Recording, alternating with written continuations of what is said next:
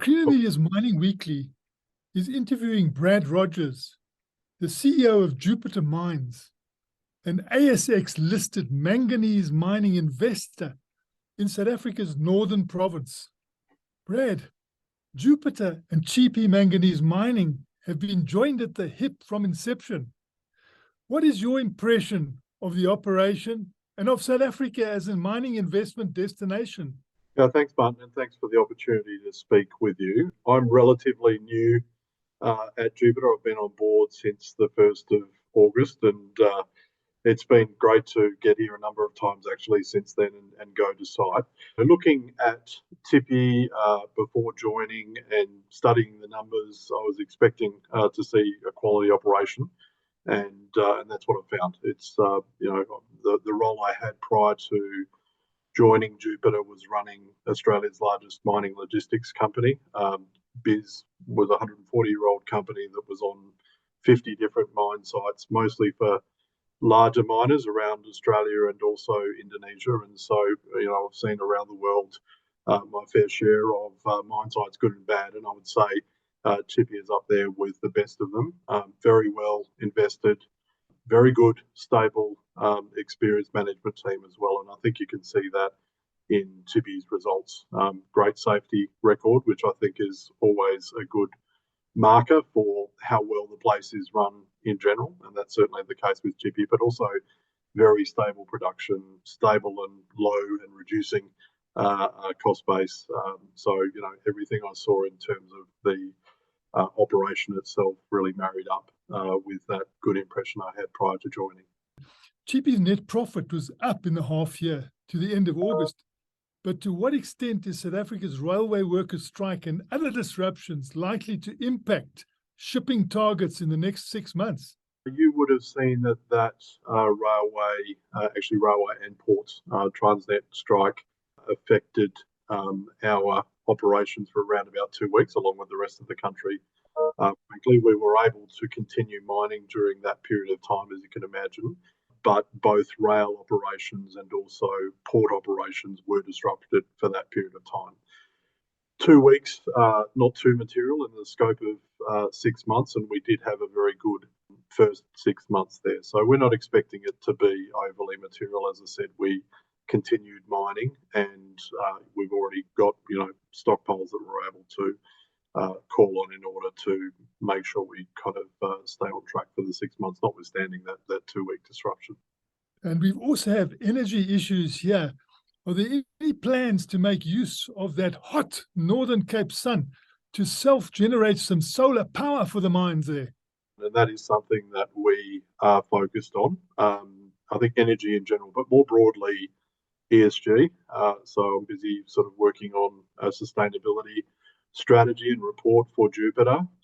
And in the work that I'm doing there, actually observed that there's a lot of great work already being done by management at Tshipi that Jupiter hasn't really communicated fulsomely to our investors. And I think Australian investors are very interested in that. So aside from power, the team there are very focused and good track record on safety. There's a lot of good work around reducing the footprint of water usage, of land disturbance, and of carbon emissions. The two big things that we can do in order to continue to improve in those areas and also improve financially, one of them is fleet renewal and diesel fuel usage. The other big one is static fuel usage, and the big opportunity there is definitely solar power. As you said in your question, that's a great area of the world to be focused on solar power. And I think it's something that the team have looked at before. Tshipi was set up with standalone diesel fuel usage, so we're not impacted by any load shedding at site. We're able to use our own standby diesel fuel usage, but that's an expensive way of getting your power. So we're having another look at that, and that's something that I think is very likely to have a beneficial financial case, but also, as I said, fits in with an overall focus on ESG that I'm keen to move forward. And what tonnage is Jupiter guiding for the full financial year, given that Tshipi shipped 1.7 million tonnes of ore in the first half? Yeah, so we don't actually provide full year guidance, but it's probably not too hard to figure out if you look back at Tshipi's last 4 years. we've come in at between 3.3 and 3.5 million tonnes for each of the last 4 years. And if you take the first 6 months and multiply it by 2, you can work out that we're in the range to be able to deliver that same sort of outcome again. So I think one of the great things about Tshipi is, it's a bulk commodity mine. It's important that it's providing stable production and reliable quality, and the mine's done a great job of that in the first 6 months. That's been the case as well. And do you see any organic growth opportunities open to Jupiter? Yeah, so organic growth, absolutely. And there's a number of opportunities there. Firstly, Tshipi, as you probably know, was constructed with a 5 million tonne per annum loadout station for rail. We have, as I mentioned a moment ago, been producing in the order of 3.3 to 3.5 million tonnes per annum very regularly for the last 4 years, and we're on that same run rate today. So there's an opportunity to increase our production output. We've got a very long mine life, more than 100 years, and so there's the ability to be able to drive organic growth in that regard. Financially, there's opportunities as well. It's important for bulk commodity mines like Tshipi to be able to continue to not only be stable, as I mentioned a moment ago, in production profile and increase where possible, but also to continuously improve on costs. So there's some opportunities at the mine site to eliminate mobile rehandles that we currently have between the crushing circuits and the train loadout. There's always opportunities to be more efficient and productive with respect to mining. But if you look at the cost build-up of a mine like Tshipi, or frankly any bulk commodity mine anywhere in the world, a lot of that opportunity is going to be in the logistics.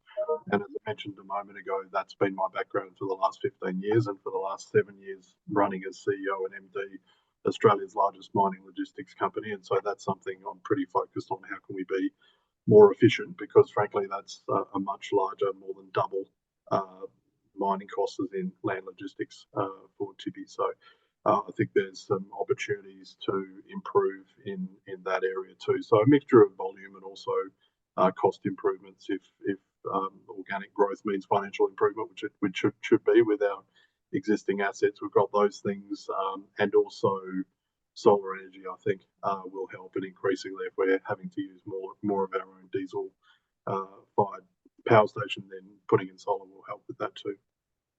And how would you describe the current state of the global manganese market?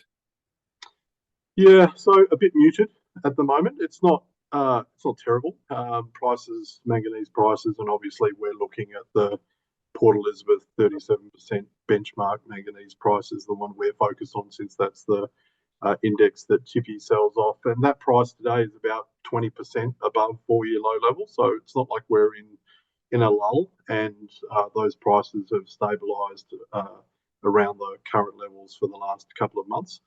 The major factor is steel demand, obviously, out of China, and that's a bit muted now as well. So it's okay. Tshipi, as I mentioned, has a very low cost base, so it's still able to be cash generative and profitable through the cycle, and that's certainly the case today. And I think all eyes on what China does, and that's going to be the main driver of any improvement in the manganese price, since overwhelmingly manganese today goes into steel in China.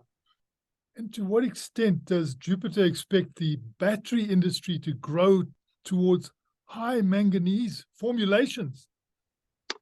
We do expect that. So if you look at, obviously, the drivers of that trend, the first one is that there's going to be high growth in EV batteries generally, regardless of what chemistry they use. There's going to be, by most estimates, around about 14-15% compounding annual growth rate of EV battery manufacturing generally between now and 2040. Within that overall thematic, there are different chemistries, and by chemistries I mean what materials like manganese those batteries are using. But if you break up the overall thematic there of EV batteries overall, today, relatively low levels of battery manufacturing compared to what it will be in 20 years' time. But NMC chemistries, meaning nickel, manganese, cobalt containing batteries, today make up about 50% of all batteries that are manufactured. That will grow by the end of this decade. Most forecasts I look at suggest to about 60 to 70%. So NMC chemistries are going to grow in prominence within an overall thematic that is going to grow. So the top line, obviously, of EV batteries that are being manufactured will grow. The other change we are expecting and is starting to happen is that the other major chemistry in the overall mix, LFP batteries, are starting to use manganese in those chemistries as well. So those will be LFMP batteries. So I think manganese is going to get, increasing pull through, and that growth in EV battery demand and manufacturing in general starts to really kick off in earnest in 2025. Manganese into that demand source currently is still at quite low levels.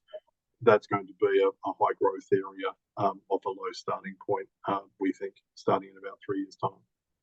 That was Creamer Media's Mining Weekly, speaking to Brad Rogers, the CEO of ASX-listed Jupiter Mines.